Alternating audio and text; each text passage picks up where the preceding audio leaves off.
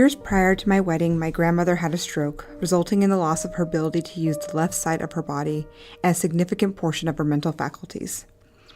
Here, the strongest woman I knew, who had a substantial part in raising me, became almost childlike and lost. Grandma would get confused and believe I was my mother.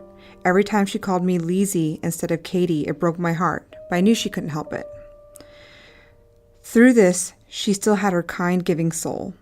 If you had asked her, she would tell you how she bought me a car, my family a home, my daughter a pony, and sent us on all sorts of fantastic vacations. When I decided to get married, I was adamant that my grandmother would be there. It didn't matter if she would only be physically present, since I had long accepted her challenges and knew if it were reversed, she would always be there for me.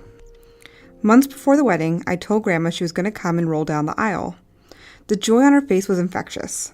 We showed her the outfit my mom bought her and let her know she would arrive in style, aka in a Metro West ambulance. As the event grew near, she became more excited to see her daughter get married. Though she was confused to who I was, her excitement was enough.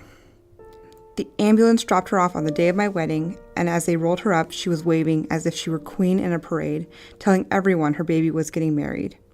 It was sweet, and I loved her for it. But then came the moment. We were doing wedding photos, and as they gathered everyone, my grandma gestured me to lean down. Grandma looked at me with tears in her eyes, yet there was a clearness I hadn't seen in a long time, one that I had given up on seeing again. She told me, "Katie, I'm so proud of the beautiful woman you have become. I know you'll always be happy."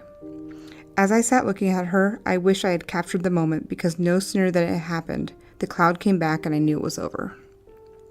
So when I looked at my wedding photos weeks later, I was shocked and elated to see a gorgeous sepia tone photo of my grandma looking at me with those clear eyes.